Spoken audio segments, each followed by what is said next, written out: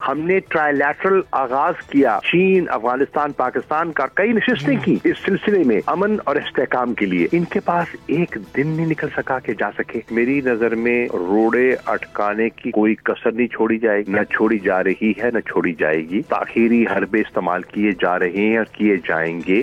دیکھنا یہ ہے عدلیہ کی ایک بہت بڑی آزمائش ہے. آئین بڑا واضح ہے، اس میں کوئی ابہام نہیں ہے. اگر آج ہم الیکشن کروا دیتے ہیں تو جو معاشی پرابلمز ہمارے سامنے کھڑے ہیں، اس میں مہنگائی کا سب سے بڑا ایشو ہے. 23 کروڑ پاکستانی کے لیے، حکومت کے لیے جو ڈالرز کی قلت کا ایشو ہے، ان دونوں ایشوز کے کوئی حل جو ہیں وہ الیکشن کے اندر مجھے نظر نہیں آتے ہیں.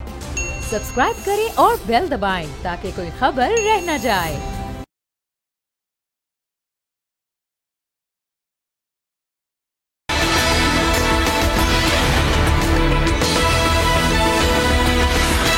السلام علیکم ناظرین، میں ہوں مخدوم شہاب الدین اور آپ دیکھ رہے ہیں اب بات ہوگی. پاکستان سمیت دنیا بھر میں یوم یکجہتی کشمیر بھرپور انداز میں منایا جا رہا ہے. اس دن کو منانے کا مقصد کشمیری عوام کے ساتھ اظہار یکجہتی کرنا اور یہ باور کرانا ہے کہ کشمیر پاکستان کی شاہرگ ہے. بھارت ہے کہ اپنے اوچھے ہتھکنڈوں سے باز نہیں آ رہا. ایک جانب جہاں کشمیر میں انسانی حقوق کی دھجیاں اڑائی جا رہی ہیں، وہیں حالات کچھ ہمارے ملک میں بھی اچھے نہیں ہیں.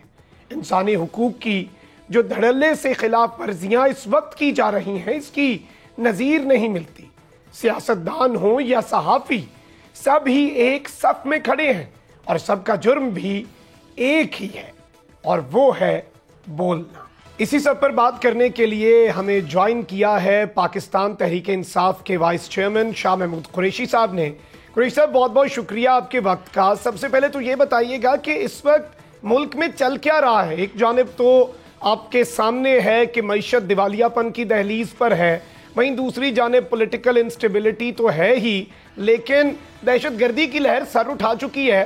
لیکن گورنمنٹ اس وقت پولیٹیکل وکٹمائزیشن سے پیچھے نہیں ہٹ رہی اور ہر ممکن حربہ جو ہے وہ اپنایا جا رہا ہے کہ کسی طریقے سے وکٹمائز کیا جا سکے. پی ٹی آئی کی کیا پالیسی ہونے جا رہی ہے؟ مخدوم صاحب، عرض یہ ہے، وہی میں نے آج دوپہر کو بھی یہی عرض کی کہ ایک طرف الزام ہے، دوسری طرف سیاسی انتقام ہے اور دعوتی شرکت بھی ہے. حکومت کنفیوزڈ ہے. اگر آپ نے بٹھانا ہے اور اس معاملے پہ گفت و شنید کرنی ہے تو جسے کہتے ہیں نا انگریزی میں انیبلنگ انوائرمنٹ تو کریٹ کریں.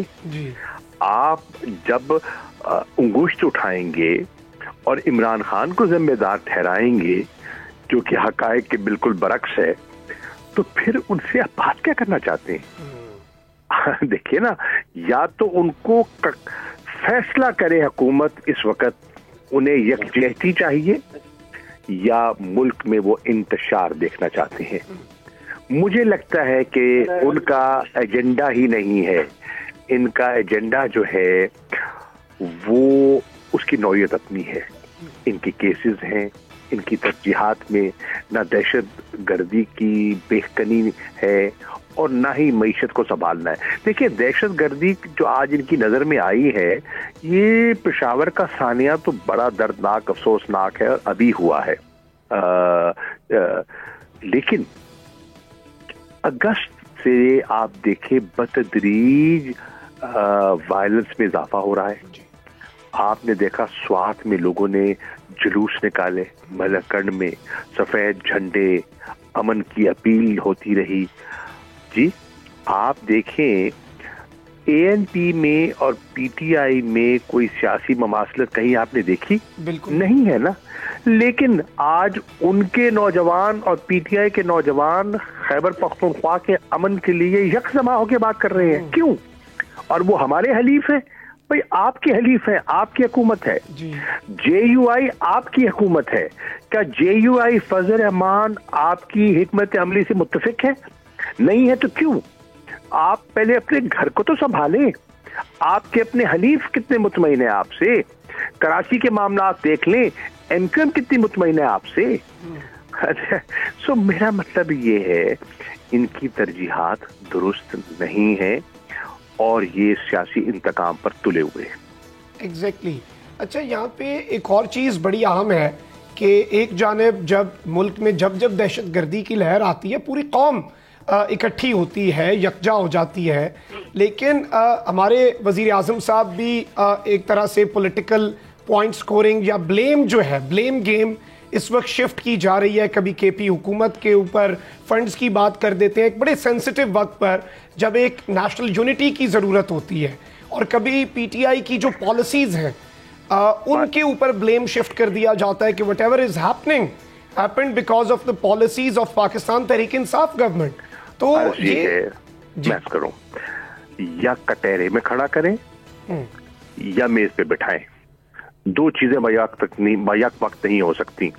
نمبر 1. نمبر 2, اچھا پی ٹی آئی کی گورنمنٹ تو رخصت ہو گئی 9 اپریل کو.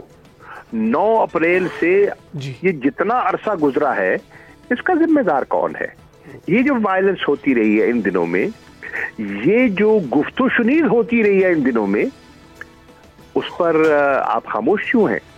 اور وہ جو بریفنگز تھی, ان کیمرہ بریفنگز, جب وزیر اعظم قائد حزب اختلاف تھے, جس میں ایک سول ملٹری کنسنسس تھا لیڈرشپ کا کہ ایک نئے ماحول کے اندر ایک گفتگو کو دیکھتے ہیں کہ کیا اس میں کوئی پیش رفت ہو سکتی ہے کہ نہیں, جی اس کو آزما دیکھتے ہیں, کیونکہ وہاں سے سگنل مل رہے تھے افغانستان سے کہ نہ ہم اپنی سرزمین استعمال ہونے دیں گے پاکستان کے خلاف, اور نہ ہی ہم ٹی ٹی پی کی پشت پناہی کریں گے. اور ہندوستان جو ان کو بیک کرتا تھا, جو ان کو ویپنز دیتا تھا, ان کو مالی امداد کرتا تھا, اس کا انفلوئنس کابل میں قدرے کم ہو گیا تھا. تو ایک نئی اپرچونٹی تھی, کیا اس اپرچونٹی کو اویل کیا جائے کہ نہیں؟ یہ بات یہاں سے اس کا آغاز ہوتا ہے. اور دوسری بات ہے, ٹاکس کی بات کرتے ہیں تو کیا نواز شریف نے جب وزیر اعظم تھے 2013 میں ٹاکس کی اجازت نہیں دی تھی؟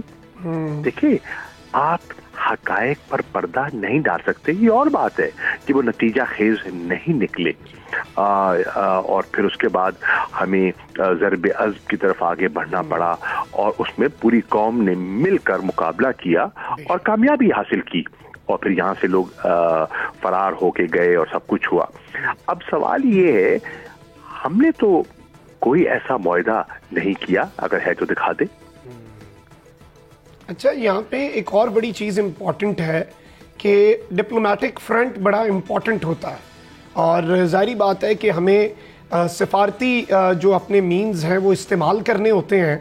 آپ سابق فورن منسٹر ہیں اور اس وقت بلاول صاحب فورن منسٹر ہیں, تو وہ لوپ ہول کیا ہے افغانستان کی ہماری پالیسی میں سفارتی محاذ پر؟ پچھلے 10 مہینے میں ہم کیا کچھ کر سکتے تھے جو نہیں کیا گیا, اور اب ملک جو ہے وہ اس نہج پر آ گیا. کبھی وہ امیر خان متقی صاحب نے اگلے دن سٹیٹمنٹ دی کہ آپ اپنے گھر کو خود سے ٹھیک کریں, ہم پہ الزام نہ لگائیں, آپ اپنے دھماکے خود نہیں روک سکتے. تو وہ ایک اس طرف بھی کافی غصہ پایا جاتا ہے. مجھے بتائیے, بلاول بھٹو زرداری ملک کے وزیر خارجہ ہیں, آج ان کو 9 ماہ سے زیادہ ہو گئے وزیر خارجہ بنے. وہ ایک دن 1 گھنٹہ انہوں نے کابل میں گزارا. میں نے پہلا visit as foreign minister of Pakistan Kabul کا کیا تھا, کیونکہ مجھے احساس تھا کہ پاکستان کا امن افغانستان کے امن سے جڑا ہوا ہے. اگر ہمارے تعلقات میں کشیدگی رہتی ہے تو پاکستان کو نقصان ہوگا, اگر ہمارے تعلقات بہتر ہوتے ہیں تو دونوں کو فائدہ ہوگا. ہم نے پیس اور ریکنسیلیشن کے لیے ایک ماحول پیدا کیا.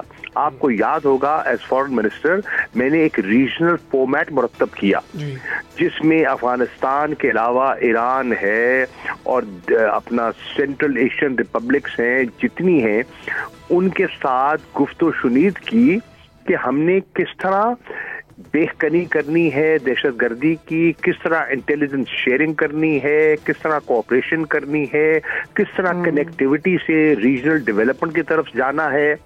ہم نے ٹرائی لیٹرل آغاز کیا, چین افغانستان پاکستان کا کئی نشستیں کی جی اس سلسلے میں.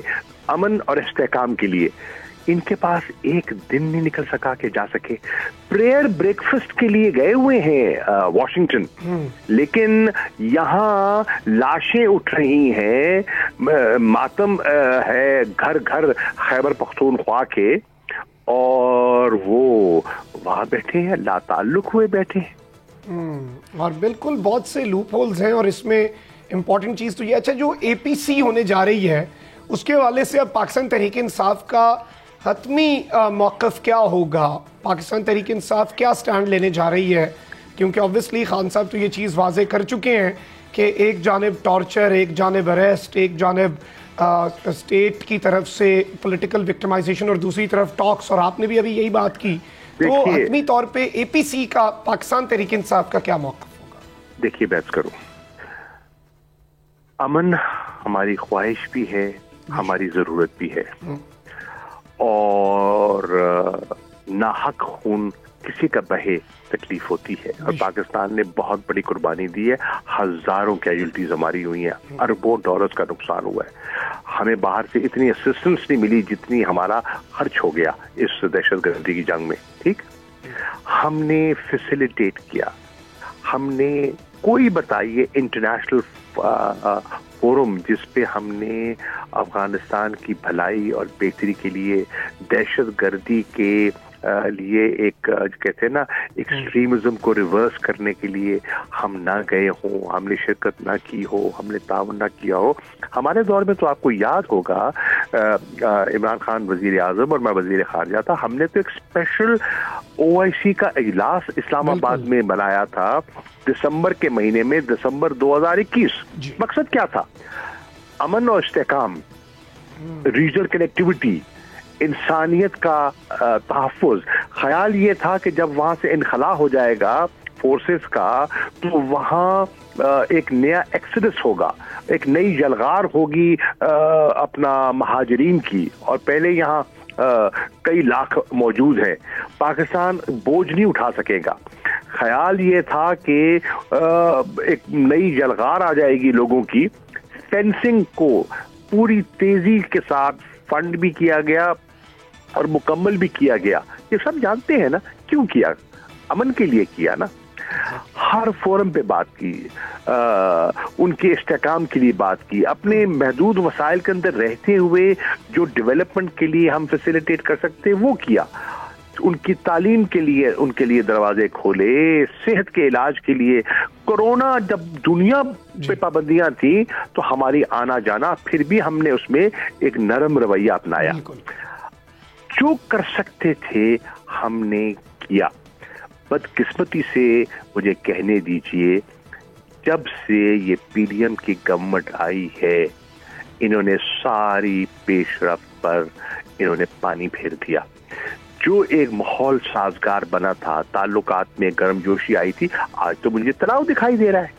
آج تو مجھے ایک جسے کہتے ہیں نا وہ گرم جوشی دکھائی نہیں دے رہی جو پہلے ہمیں دکھائی دے رہی تھی. ہم نے دوحہ کے پیس پروسیس کو فیسیلیٹیٹ کیا, ہم نے جو سیف ایگزٹ ہے انٹرنیشنل NGOs کا اس کو فیسیلیٹیٹ کیا, انٹرنیشنل فائنینشیل انسٹیٹیوشنز کا کیا, سفارتکاروں کا کیا. دنیا کے وزراء خارجہ نے مجھے فون کر کے میرا شکریہ ادا کیا اور کہا کہ عمران خان کی حکومت نے ہم سے بہت تعاون کیا. یہ ریکارڈ پہ بات ہے. مجھے بتائیں انہوں نے کیا کیا سوائے نیب کے کیسز سے فراغت اور سوائے سیاسی جوڑ توڑ اور نئے انتخابات کی منصوبہ بندی اور پولیٹیکل انجینئرنگ کے علاوہ مجھے کیا دکھائی دے رہا ہے؟ ایگزیکٹلی اس وقت اگر یہ تمام تر چیزیں تو اپنی جگہ بالکل درست ہیں. اگر ملکی سیاست کی بات کی جائے تو اب پاکستان تحریک انصاف کا جو ایک عمومی مزاج لگ رہا ہے وہ یہ لگ رہا ہے کہ کافی زیادہ جو ہوپس ہیں وہ ختم ہوتے جا رہے ہیں. خان صاحب نے بھی جیل بھرو تحریک تک کا کہہ دیا ہے. تو آپ کو لگتا ہے کہ گورنمنٹ اب پولیٹیکل میچورٹی دکھائے گی یا پولیٹیکل سیریسنس دکھائے گی یا میس ہی کریٹ کرے گی مزید؟ دیکھیے انہوں نے تو میس ہی کریٹ کیا ہے. چاہے معاشی صورتحال دیکھ لیں, سیاسی صورتحال دیکھ لیں, اور اب دہشت گردی کا چیلنج دیکھ لیں. میس ہی کریٹ کیا ہے, رائل میس ہے اس وقت. लोगों का एतमाद उठ गया है, एक कौम सहमी हुई है, खौफ में मुब्तला है, सरमायाकारी बंद हो गई है, इंडस्ट्री बंद हो गई है, बेरोजगारी बढ़ रही है। नया जो IMF के साथ जो मुआहदा कर रहे हैं, महंगाई का एक नया तूफान बर्पा होने वाला है। जो महंगाई है उससे लोग चिल्ला रहे हैं, और जो अगले महीने आने वाली है वो इससे ज्यादा खौफजदा है कौम, जो हम पे क्या पहाड़ गिरने वाला है। इन हालात में आप इनका जरा रवैया तो देखिए, इनका जरा रवैया तो देखिए क्या है। अफसोस से कहना पड़ता है। आप ये देखिए, मेंबर्स ऑफ पार्लियामेंट है, आपके कॉलीग्स है ना जी, अगर उनको डी नोटिफाई कर भी दिया है तो उनके घरों, उनके कमरों के ताले तोड़ने की क्या जरूरत थी? उनको बुलाते, कहते देखिए ये किसी और को अलॉट हो गया, आपका जो अपार्टमेंट है आप खाली कर दें। वो आपसे 2-3 दिन की या मोहलत मांग लेते या खाली कर देते। आप लोगों के अंदर उन बच्चियां बैठी हैं, फैमिली है, सामान पड़ा है, पुलिस के साथ आपने मेंबर्स ऑफ पार्लियामेंट के दरवाजे तोड़े, आप लोगों के घरों में घुस गए। ये माहौल है गुफ्त शरीद का। आप पर्चे करवा देते हैं, कभी किसी को उठा लिया, कभी किसी को उठा लिया। अदालतों के फैसलों को एहतराम नहीं करते। लाहौर हाई कोर्ट बुला रही है कि मुझे पेश करे फवाद चौधरी को, और वो जनाब वो मोटरवे पे रमा दवा है। शेख रशीद साहब पे अब जो मुकदमा बनाया है, अब यार ये कोई बात है? बिलावल के काफी मुकदमात कराची, बलोचिस्तान, तौहीन बिलावल के दर्ज हो गए उन पे। आप क्या कह सकते हैं? इससे सियासी और फिर देखिए, अफसोस ये होता है जो लोग खुद कर्ब से गुजरे हो ना, जब वो ऐसा करे ना तो उस पर ताज्जुब होता है। एक आदमी, एक शख्स, किसी ने ये तकलीफ देखी ना हो ना, तो वो करे तो चलो गलतफहमी हो गई, ना तजर्बाकारी हो गई, लेकिन जो खुद इस कर्ब से गुजरा हो वो इस किस्म के इक़दाम करे, PMLN करे, पीपल्स पार्टी करे, इस पे ताज्जुब होता है। एग्जैक्टली और जाहिर बात है फिर जमहूरी मुआशरों में और कॉन्स्टिट्यूशन की जहाँ पे बालादस्ती की बात की जाए, फिर यूँ लगता है कि सिर्फ शायद ये बात ही है, चाहे वो सहाफ़ियों पर क्रैकडाउन हो या सियासतदानों की पॉलिटिकल विक्टिमाइजेशन।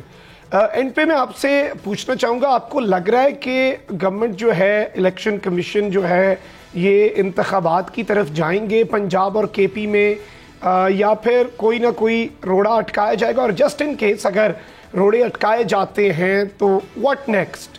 पाकिस्तान तहरीक इंसाफ कहाँ पर खड़ी है? किबला, मेरी नज़र में रोड़े अटकाने की कोई कसर नहीं छोड़ी जाएगी। न छोड़ी जा रही है, न छोड़ी जाएगी। ताखीरी हरबे इस्तेमाल किए जा रहे हैं और किए जाएंगे। देखना ये है कि अदलिया की एक बहुत बड़ी आजमाइश है। आइन बड़ा वाज़ेह है, उसमें कोई अभाव नहीं है। हमारी पिटिशनें लाहौर हाई कोर्ट में भी हैं, पेशावर हाई कोर्ट में भी हैं, उन्होंने फैसला सादर फरमाना है। हम तवक्को करते हैं, हम उम्मीद लगाए बैठे हैं कि अदलिया आइन की पासदारी, आइन का तहफ़्फ़ुज़ करेगी। आज हम तो जगह जगह, शहर शहर, करिया करिया रूल ऑफ लॉ के सेमिनार मुनक्किद कर रहे हैं। क्यों कर रहे हैं? कि पब्लिक ओपिनियन को आगाह किया जाए कि कोई मुहज़्ज़ब माशरा रूल ऑफ लॉ के बगैर पनप नहीं सकता। एग्जैक्टली। बहुत बहुत शुक्रिया। शाह महमूद कुरैशी साहब हमारे साथ मौजूद थे। जहां वक्त हुआ है एक ब्रेक का, ब्रेक के बाद बात होगी पाकिस्तान की मईशत की।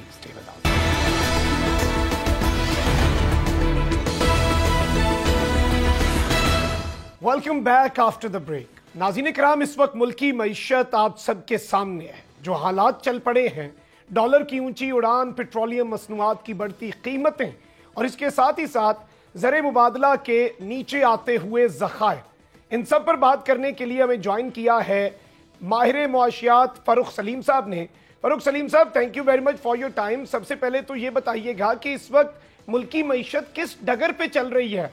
आवाम तो घबरा रही है, क्या आवाम को घबराना चाहिए या नहीं? देखिए, दो पहलू हैं मईशत के। एक 23 करोड़ पाकिस्तानियों के हवाले से सबसे बड़ा चैलेंज जो है वो महंगाई का है। اور حکومت کے حوالے سے جو سب سے بڑا چیلنج ہے وہ اس وقت گرتے ہوئے جو فورن کرنسی کے ذخائر ہیں، جو قلت ہے خوفناک شدید قسم کی ڈالرز کے حوالے. تو دو ڈفرنٹ پہلو ہیں معیشت کے، ایک 23 کروڑ پاکستانیوں کے حوالے سے اور ایک حکومت کے حوالے سے. ایگزیکٹلی. تو اس میں یہ دونوں پہلو کیا عوام کے لیے جو ہیں، اگر ان پہلوؤں کو دیکھا جائے تو ظاہری بات ہے پبلک کے اندر جو اس وقت سینٹیمنٹ ہے اور عوام تو تنگ ہے. آپ کو لگ رہا ہے کہ گورنمنٹ جو ہے، کرنٹ گورنمنٹ، اس کے لیے معیشت کو لے کر مسائل کم ہوں گے آگے آنے والے وقت میں؟ دیکھیے، جیسے وہ انگریزی میں کہا جاتا ہے کہ the worst is ahead of us, is not behind. جو مشکل ترین وقت ہے وہ ہمارے ماضی میں نہیں ہے، وہ ہمارے مستقبل میں. ابھی مشکل وقت آنا باقی ہے. دیکھیے، اس وقت ہمیں جو حکومتی اعداد و شمار بتا رہے ہیں کہ مہنگائی کی شرح جو ہے وہ 25, 26, 27% کے لگ بھگ ہے. جس تیزی سے پچھلے کچھ دنوں میں، ہفتے میں جو ڈالر چڑھا ہے اور روپے کی قدر ڈالر کے سامنے گری ہے، اس کے نتیجے میں ایک مہنگائی کا نیا طوفان جو ہے وہ سامنے آنے کو. اور میرا ذاتی تخمینہ یہ ہے کہ اگر ابھی 25-26% مہنگائی کی شرح ہے تو اس میں ہمیں کم از کم 10 سے 15% مزید اضافہ نظر آئے گا، جس کا مطلب یہ ہے کہ 35-40% کی مہنگائی کی شرح جو ہے یہ اگلے چند ہفتوں میں ہمارے سامنے آئے گی. اور اس کی ایک بہت بڑی وجہ یہ ہے کہ پاکستان جیسا ملک جو امپورٹس کے اوپر بے تحاشا ہمارا انحصار ہے. آپ سوچئے کہ ہم گندم بھی امپورٹ کرتے ہیں، کپاس امپورٹ ہو رہی ہے، پیٹرول، ڈیزل، دالیں امپورٹ ہوتی ہیں، چائے، ہم دنیا کے سب سے بڑے امپورٹ کرنے والے ملک ہیں جو چائے امپورٹ کرتا ہے، کوئلہ، LNG، اتنی ساری چیزیں جو امپورٹ ہوتی ہیں، ان سب کی قیمت ڈالرز میں ہے. ایک تو جب روپیہ گرتا ہے تو ان سب کی قیمتیں بڑھ جاتی ہیں، اور دوسرا بہت بڑا مسئلہ یہ ہے کہ ہماری حکومت کے پاس ڈالرز ہیں ہی نہیں یہ چیزیں خریدنے کے. تو ان کی قلت بھی آ سکتی ہے اور ان کی قیمت بھی چڑھ گئی.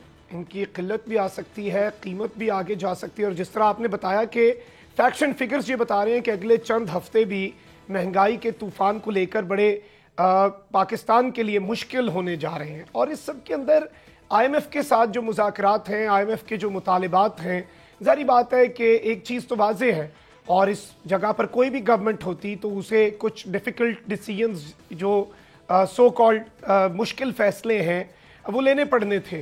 لیکن آپ کو لگ رہا ہے کہ اب IMF کے ساتھ معاملات درست ہو جائیں گے، آسانی سے حکومت جو ہے یہ ایک دریا جو ہے، چلیں اور دریا تو سامنے ہیں، ایک دریا کے پار اترے، لیکن یہ ایک دریا جو ہے یہ IMF والا ایزی ہوگا حکومت کے لیے پار کرنا؟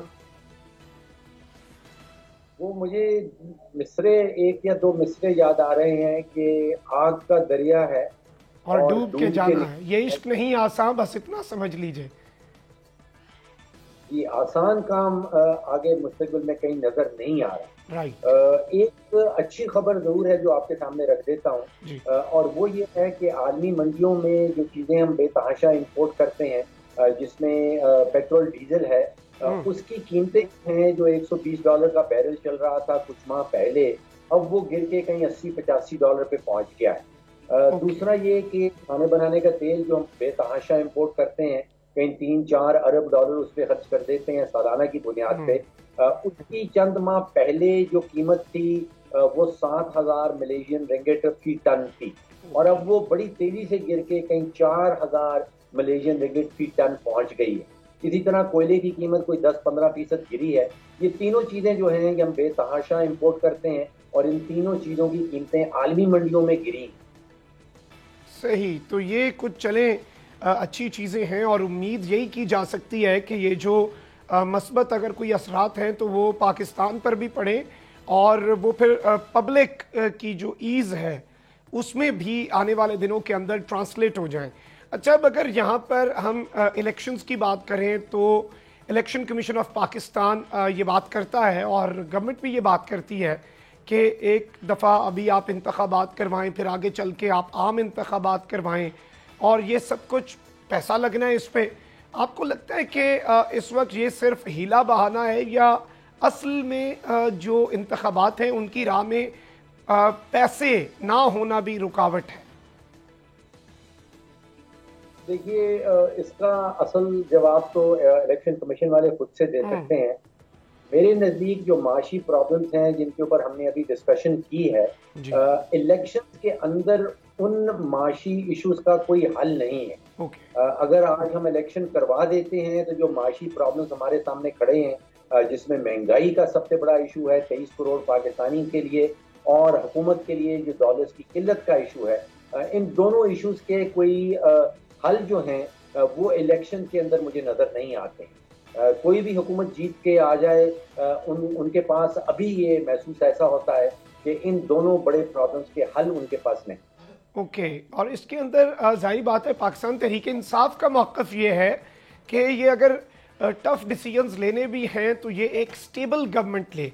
और आपको क्या लगता है कि अगर पीटीआई की गवर्नमेंट भी आ जाती है, चलें अभी नहीं 2 महीने बाद, या नेक्स्ट कोई भी गवर्नमेंट आ जाती है, आपको लगता है कि इतना आसान होगा या उन्हें भी आके वही अनपॉपुलर डिसीजंस लेने पड़ेंगे? क्योंकि ग्राउंड रियलिटीज़ तो मईशत की अब इस नहज पे जा चुकी हैं ना कि कोई आते साथ कोई जादू की छड़ी तो किसी के पास नहीं होने जा रही। देखिए, 2 ममालिक की मिसालें हमारे सामने हैं। एक है श्रीलंका और दूसरा है बांग्लादेश। श्रीलंका के पास $2 अरब के ज़खायर थे जब वो डिफॉल्ट में चला गया, और उसके बाद उसको आईएमएफ के पास जाना पड़ा। तो आईएमएफ के पास तो जाना ही पड़ता है, आप डिफॉल्ट से पहले जाएं या डिफॉल्ट के बाद जाएं। बांग्लादेश के पास कोई 40 अरब डॉलर से ज़्यादा के ज़खायर थे। जैसे ही वो गिरना शुरू हुए, कोई 30 अरब डॉलर पे पहुंचे, तो बांग्लादेश की हुकूमत ने बड़ी अक्लमंदी की कि वो आईएमएफ के पास चले गए, और अभी कल ही उनका आईएमएफ के साथ एग्रीमेंट जो है वो साइन हो गया है। तो ये 2 बड़ी एग्जांपल्स हैं, या तो डिफॉल्ट से पहले आईएमएफ के पास चले जाएं, और या डिफॉल्ट के बाद आईएमएफ के पास चले जाएं। आईएमएफ के पास जाना ही पड़ेगा, और जो मुश्किल तरीन शराइत हैं वो उनकी इम्प्लीमेंटेशन, उनके ऊपर अमल दरामद जो है वो पाकिस्तान को भी करना ही पड़ेगा। अच्छा, यहाँ पे आपने ये बड़ी इंपॉर्टेंट बात की, और जाहिर बात है कि इन वन वे और another we have to go to IMF, और ये मजबूरी भी है। अभी सब के अंदर जब गवर्नमेंट्स जो हैं, जो इलेक्टेड गवर्नमेंट्स हैं, वो जब हेजिटेट करती हैं आईएमएफ के पास जाने से, या अनपॉपुलर डिसीजंस लेने से, या फिर मुश्किल फैसले लेने से, फिर वहाँ पे एक वो खला सा पैदा हो जाता है ना थोड़ा सा, तो उसमें फिर वो बयानियाँ और वो नैरेटिव फिर से सर उठाना शुरू हो जाता है कि गालिबन इस सब के अंदर इन तमाम तर चीज़ों का हल एक टेक्नोक्रेट गवर्नमेंट है, जिसे इतना ज़्यादा फ़र्क ना पड़े इलेक्टेड गवर्नमेंट की तरह के पब्लिक नैरेटिव जो है। तो आपको लगता है कि अगर हम सिर्फ पाकिस्तान का इस वक्त अगर मफाद देखें तो अल्टीमेटली हल तो इन द लॉन्गर रन एक डेमोक्रेटिकली इलेक्टेड गवर्नमेंट ही है, लेकिन इस वक्त जो नैरेटिव भी बनता है कि मिसाके मईशत भी नहीं हो पा रहा, और एक टेक्नोक्रेट सेटअप हो जो आके बस सब कुछ ठीक करने के लिए वो तमाम फैसले ले ले, जो शायद पीटीआई भी हो तो वो हेजिटेंट हो लेने से, डार साहब भी हेजिटेंट हैं। तो what do you think about it? देखिए, एक तरफ बयानियां हैं और एक तरफ आईने पाकिस्तान है।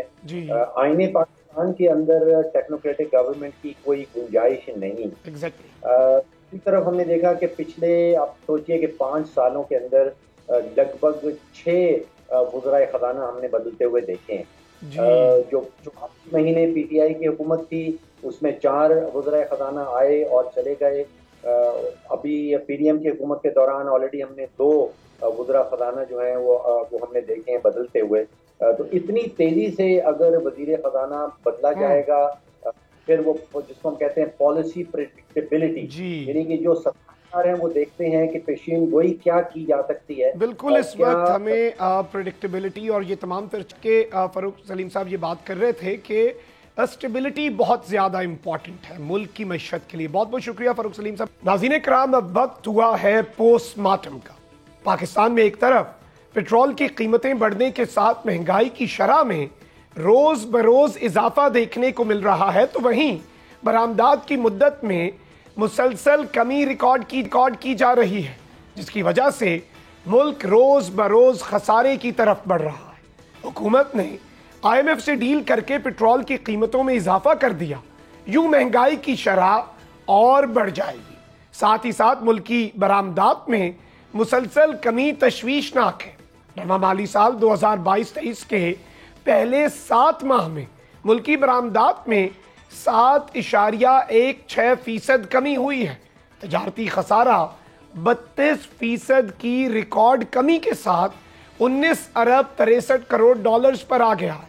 वफाकी इदारा शुमारियात के मुताबिक रवा माली साल के पहले 7 माह जुलाई ta जनवरी 2023 के दौरान बरामदात 7.16% कमी के साथ 16 अरब 46 करोड़ डॉलर्स हैं।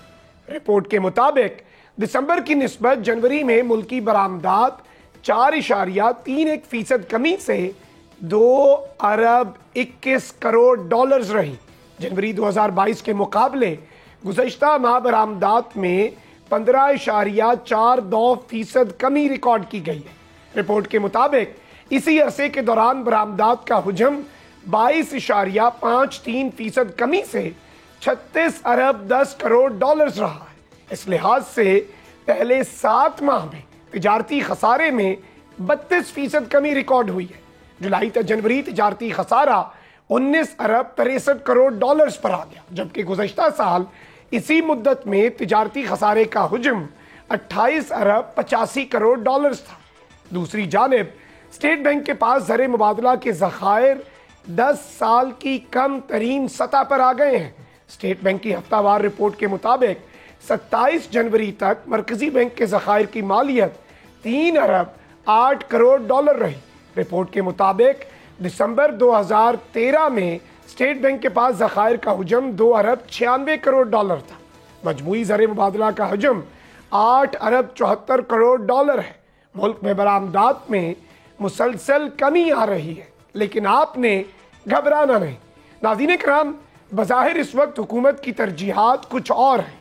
हुकूमत सियासी इंतकाम लेने के लिए सियासतदानों और सहाफ़ियों को गिरफ्तार करने और अपने ऊपर दायर केसेस को ख़त्म करने में मसरूफ़ है। हम और मुल्क इंतज़ार करें, यकीनन उनका नंबर भी आएगा। मखदूम साहब को इजाज़त दीजिए। अल्लाह निगहबान। पाकिस्तान जिंदाबाद।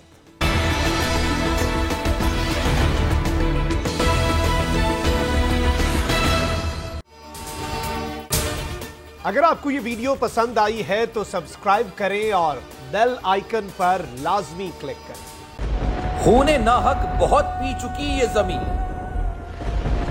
अब कोई दिन में ये खून उगलने को है। खत्म हो जाएगी ये तमाशागरी, वक्त पलटेगा रोजे जजा की तरह। ये जो पेशावर में ताजा लहू है बहा, एक क़यामत करेगा फलक पर बपा। गम की सलमनाक घड़ी में बोल सानह पेशावर में शहीद होने वालों के लवाहिकीन के साथ है। सब्सक्राइब करें और बेल दबाएं ताकि कोई खबर रह न जाए।